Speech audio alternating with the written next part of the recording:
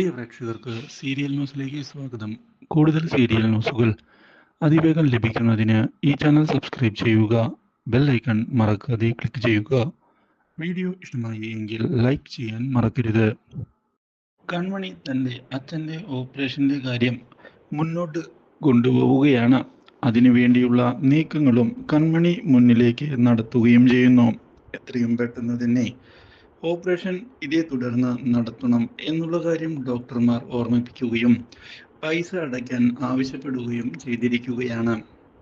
ഇതോടെ ഇനി എങ്ങനെയാണ് ബാക്കി തുക കണ്ടെത്തുക എന്ന് ആലോചിക്കുന്ന കൺമണി സാഗറിനെ ചെന്ന് കാണുകയും സാഗറിനോട് താൻ ജോലി ചെയ്യുന്നതിൻ്റെ പൈസ അഡ്വാൻസായി തരാൻ പറ്റുമോ എന്ന് ചോദിക്കുകയും ചെയ്തിരിക്കുകയാണ്.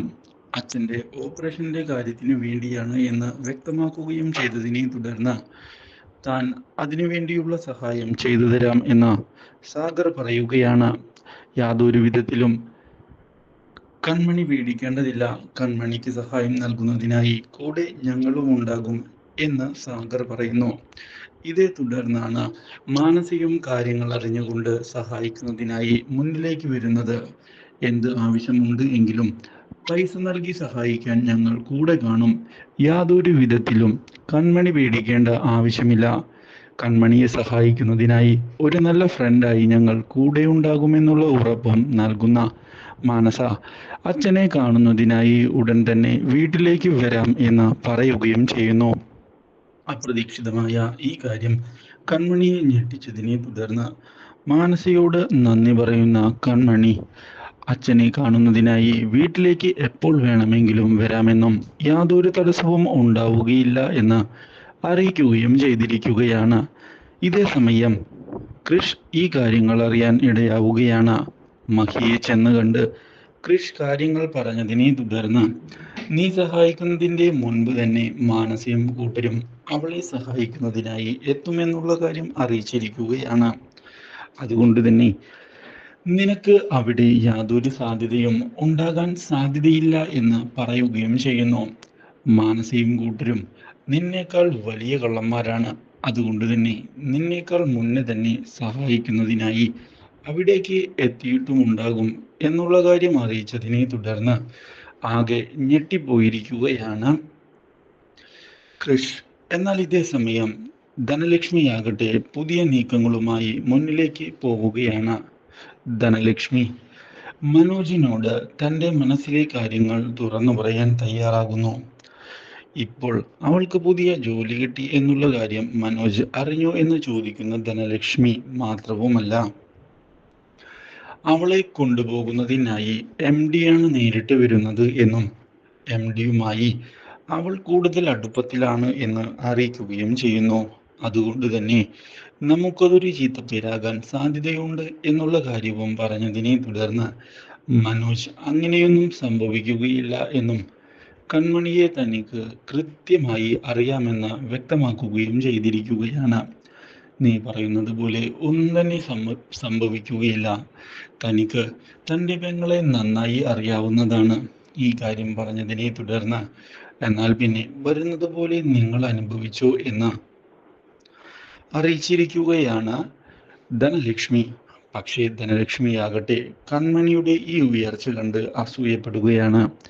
എത്രയും പെട്ടെന്ന് തന്നെ ഇവൾക്കൊരു തിരിച്ചടി കൊടുക്കണം എന്നുള്ള കാര്യവും ധനലക്ഷ്മി മനസ്സിൽ ഉറപ്പിക്കുന്നു. ഇതേ തുടർന്നാണ് മാനസ കൺമണിയുടെ വീട്ടിലേക്ക് വരുന്നത്. കൺമണിയുടെ അമ്മായിമാരെയും ഗോകുലിനെയും അതുപോലെ തന്നെ ധനലക്ഷ്മിയെയും അവിടെ വെച്ച് കാണാൻ ഇടയാവുകയാണ് മാനസ. ഇതോടെ കൺമണിയെ തകർക്കുന്നതിനായി ധനലക്ഷ്മിയുടെ കൂട്ടുപിടിക്കുന്നത് നല്ലതാണ് എന്നുള്ള കാര്യം മനസ്സിലാക്കുകയാണ് മാനസ.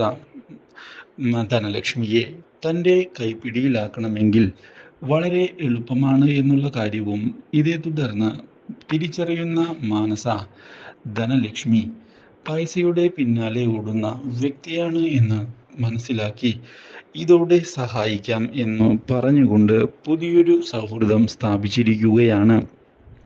ഇതോടെ പുതിയ മാറ്റങ്ങൾ കൺമണിയുടെ ജീവിതത്തിൽ വന്ന് ചേരുകയും ചെയ്യുന്നു. ഇതിനിടയിൽ ധനലക്ഷ്മി തൻ്റെ മനസ്സിലെ സംശയം മാനസയോട് തുറന്നു പറയുകയാണ്. MD നേരിട്ട് വന്ന് ഇവളെ ഇവിടെ നിന്ന് പിക്ക് ചെയ്ത് കൊണ്ടുപോകേണ്ട ആവശ്യമുണ്ടോ എന്നും അവർ തമ്മിൽ എന്തെങ്കിലും ബന്ധം ഉണ്ടാവില്ലേ എന്ന് ചോദിക്കുകയും ചെയ്യുന്നു. ഇത് കേട്ടതിനെ തുടർന്ന് കാര്യങ്ങൾ പറഞ്ഞതുപോലെ സംഭവിക്കാൻ സാധ്യതയുണ്ട് എന്ന് വ്യക്തമാക്കുകയാണ് മാനസ. അതുകൊണ്ട് തന്നെ കൺമണിയുടെ കാര്യത്തിൽ പ്രത്യേകം ശ്രദ്ധ വേണമെന്ന് മാനസ ധനലക്ഷ്മിയോട് പറയുകയും അവർ തമ്മിൽ യാതൊരു ബന്ധവും ഉണ്ടാകാതിരിക്കുന്നതിന് പ്രത്യേകം ശ്രദ്ധിക്കണമെന്നും അങ്ങനെ ഉണ്ടാവുകയാണ് എങ്കിൽ തന്നെ അത് ധനലക്ഷ്മി ഇടപെട്ട് പൊളിക്കണമെന്നുള്ള നിർദ്ദേശം കൊടുക്കുകയും ചെയ്യുന്നു. ഇത് കേട്ടതിനെ തുടർന്ന് തൻ്റെ ഭാഗത്ത് നിന്ന് പൂർണ്ണ സഹായം ഉണ്ടാകുമെന്നുള്ള ഉറപ്പ് ധനലക്ഷ്മി മാനസയ്ക്ക് നൽകിയിരിക്കുകയാണ്.